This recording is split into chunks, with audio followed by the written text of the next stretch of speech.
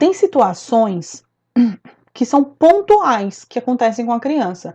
Situações pontuais do tipo, você tá num dia estressada, ou você tá um dia estressado, e você explode com a criança, ou fala alguma coisa para essa criança, digamos que foi uma coisa bem pesada, o que você falou na hora do impulso, você nem raciocinou o que você estava falando, você pá, soltou. Isso pode causar, sim, traumas, mas também pode ser que não. Depende da estrutura dessa criança, da base dessa criança, pode ser que não. E principalmente, qual a sua atitude diante a esse erro? Ou seja, se você usa, porque tem explosões e explosões. Eu não estou falando de uma explosão aqui de você explodir com a criança e porque ela não quer tomar banho, porque ela não cumpriu o combinado. Não estou falando dessas explosões de rotina, de coisas que te chateiam. Não é isso. Eu estou falando de situações em que os pais literalmente pegam pesados mesmo e às vezes falam coisas muito duras, do tipo, pode ser que pareça para vocês uma coisa meio surreal, mas a gente escuta, né? Nós profissionais que lidamos com pais, às vezes a gente escuta pai ou mãe que fala que a criança que deveria ter abortado, né? Que essa criança não é desejada, que essa criança ela só traz tristeza, ela não dá alegria, que ela faz tudo errado sempre, né? Frases que são muito fortes para uma criança ouvir, que para um adulto ainda mais com uma criança. Então tem pais que utilizam uma comunicação violenta de uma forma muito, muito pesada, que isso pode causar um trauma. Por isso que eu digo, não é um grito. Ai, poxa filho, por que você não foi tomar banho? Poxa filho, eu já falei que você tem que fazer a tarefa. Poxa filho, quantas vezes eu já falei que você não pode fazer isso? Não é isso. Eu tô falando de situações em que esses pais, eles descarregam algumas palavras, algumas frases nessa criança que mexem profundamente emocionalmente nelas, que mexem com a estrutura dela.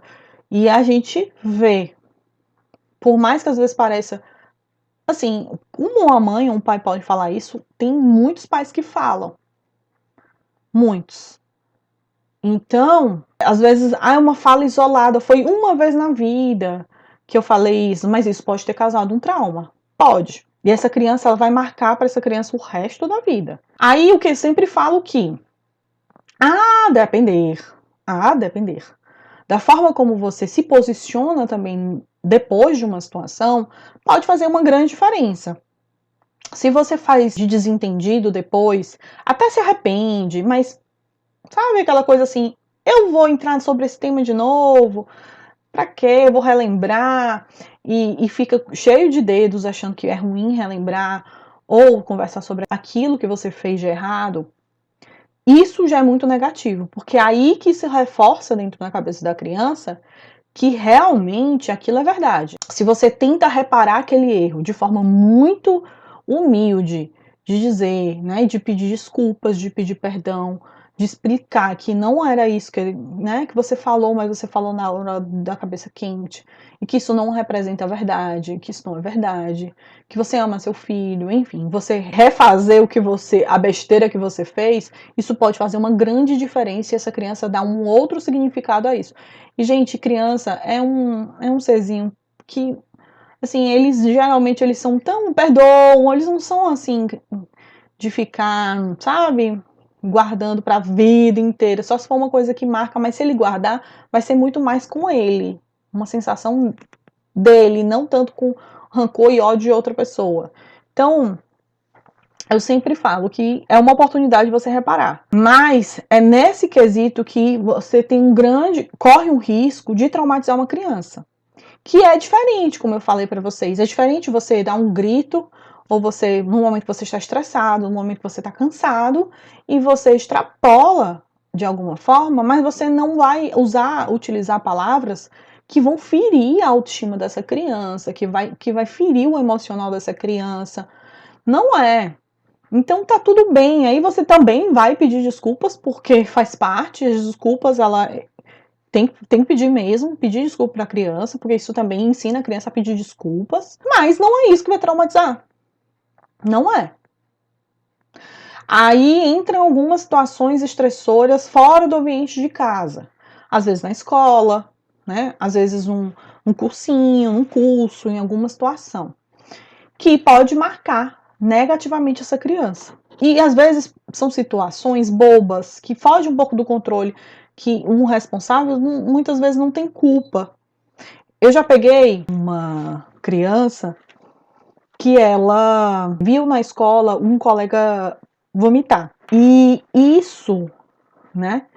Isso mexeu muito com ela. O amiguinho passou mal, vomitou, e aí ela olhou, ficou impressionada, assim, ficou com nojo, várias emoções vieram, e ela começou a criar um pânico, um medo muito intenso de vomitar igual ao amigo na escola.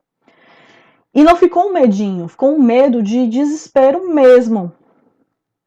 Então, ela tinha medo de ir para a escola, porque ela tinha medo de passar mal e vomitar.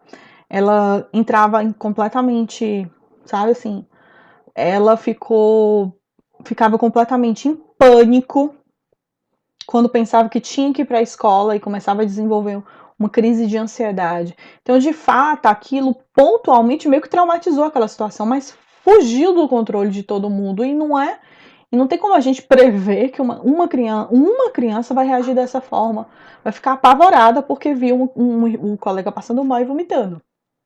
Então entendam que tem algumas situações que acontecem e fogem do nosso controle.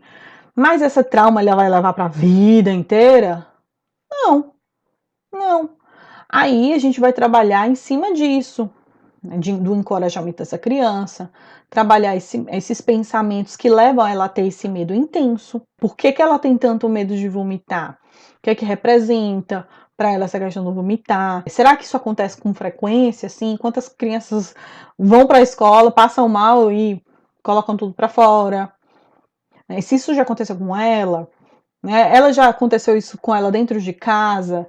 Então, aí entra aí um profissional de fato para trabalhar essas questões, né, com a criança, aprofundando essa demanda mesmo, e para que essa criança ela comece a diminuir esse medo intenso. Mas isso não significa que seja um trauma para a vida inteira.